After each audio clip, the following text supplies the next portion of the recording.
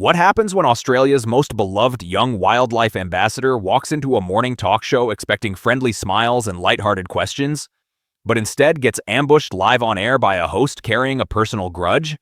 What follows is one of the most tense, uncomfortable, and jaw-dropping live TV clashes viewers have seen in years. And trust me, nothing prepares you for how quickly this entire interview spirals out of control. But before we dive into this on-air disaster, hit that subscribe button and tell me in the comments, should talk show hosts be allowed to interview guests when they clearly haven't done their homework? Because what you're about to see proves exactly why research matters. Robert Irwin, the 20-year-old son of the legendary Steve Irwin, arrived on The View excited to share updates about his new wildlife docuseries and his ongoing conservation projects. Earlier that week, he'd appeared on multiple programs, winning people over with his genuine enthusiasm, his kindness, and his dedication to continuing his father's mission. Every interview had gone smoothly. Warm hosts, thoughtful questions, and a young conservationist who impressed everyone he spoke to. But then came Joy Behar, and the entire atmosphere shifted instantly. From the moment Robert took his seat, something felt off. The usual cheerful welcome was replaced by Joy's stiff smile, and the rest of the panel sat unusually quiet, almost as if they sensed trouble coming but couldn't stop it. Robert, always polite, greeted everyone with his usual bright energy, completely unaware that he was seconds away from being blindsided. And that's when Joy opened the interview with a tone sharp enough to cut through the air. "Welcome back to The View," she began, her voice icy. "We're joined today by Robert Irwin, wildlife conservationist and son of the late Steve Irwin." Then she leaned in closer and dropped the question that froze the entire studio. She told him she'd watched his interviews and documentaries, and then accused him of riding on his father's coattails. "What have you actually done that isn't just repeating your dad's work?" she asked. The entire room fell silent. Robert's smile faltered for just a moment, but he quickly regained his composure. He calmly explained that he'd been involved in conservation since childhood, rescuing animals, working on endangered species programs, and dedicating his life to the mission his family started. But Joy wasn't finished, not even close. "That's exactly my point," she snapped. "You're just continuing his work. Where's your identity? You're dressing like him, acting like him. When are you going to stop pretending and actually find your own path?" The panel visibly stiffened. Whoopi looked like she was seconds away from stepping in, but Joy was entirely locked onto Robert. Trying to stay calm, Robert replied that conservation isn't about fame or ego. It's about protecting wildlife, whether through his father's legacy or new initiatives of his own. Joy rolled her eyes and escalated the attack. "Oh, please," she scoffed. "That's such a convenient excuse. You're afraid to step out of your father's shadow because you know you might not measure up. You're 20. Maybe it's time to grow up instead of running around with animals all day." That was the breaking point. Something in Robert's demeanor changed. The polite TV smile vanished, replaced with controlled intensity. "Running around with animals?" he repeated, his accent growing sharper. "Joy, do you actually know what my work is?" His voice cut through the studio. He told her about rescuing a koala and her Joey from a bushfire just weeks earlier, about helping reintroduce species to habitats where they had disappeared for decades. Joy tried to cut him off, but Robert kept going.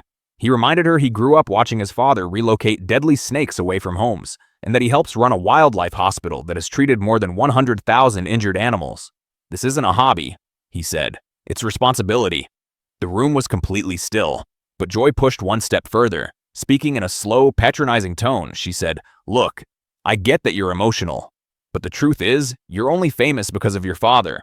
Without the Irwin name, you'd just be another kid pretending to be a zookeeper. Maybe it's time you accept that and find a real career."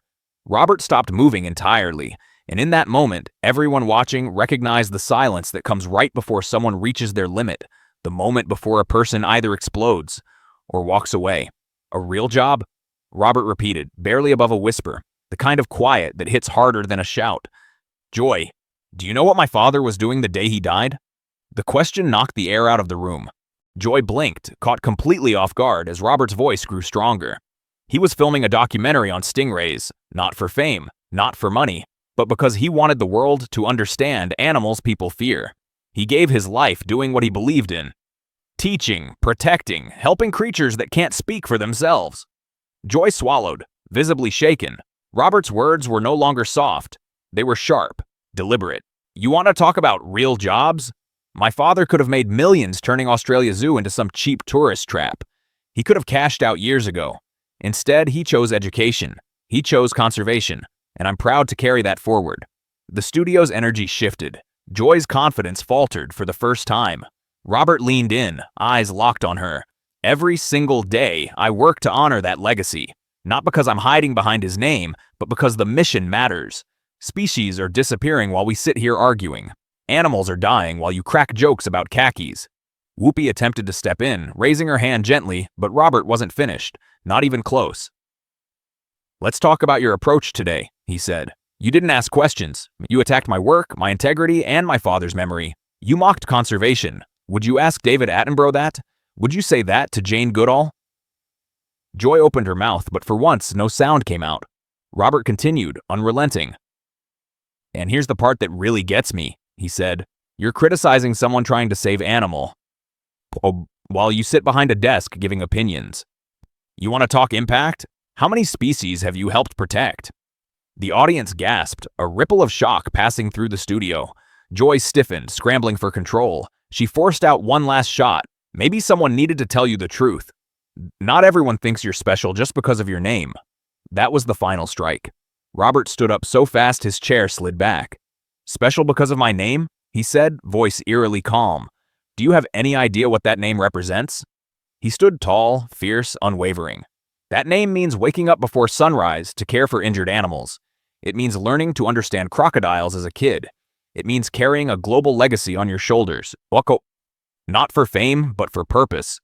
Joy reached out desperately. "Robert, sit down." "I'm not sitting down," he shot back.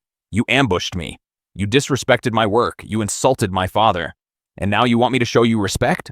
Off camera, security shifted uncomfortably, unsure what would happen next. "You want respect?" Robert continued. "Do your research. Ask meaningful questions. Learn the difference between entertainment and work that actually matters." He lifted his microphone, steady and defiant. "I came here today to talk about endangered species and conservation efforts, but instead, this became a personal attack for ratings. So thank you. Thank you for reminding me exactly why I do what I do, why my father did what he did, and why this mission is bigger than anything happening at this table." Calmly, he unclipped his mic and placed it on the desk. Turning straight to the camera, he said, "If you care about wildlife, look up the work we're doing at Australia Zoo, because unlike some people, we're actually trying to make the world better." With that, Robert Irwin walked off the set. Joy Behar sat frozen, stunned into silence. The other hosts didn't move, the audience didn't breathe, and millions watching at home were left speechless. The camera lingered just long enough to catch Joy's expression collapsing before the show abruptly cut to commercial. Robert Irwin didn't just defend himself. He defended conservation, he defended his father, and he defended every creature that depends on people like him to survive. So now the question is yours. Was he justified? Did Joy go too far? Drop your thoughts below. And don't forget to subscribe for more unbelievable TV moments just like this one.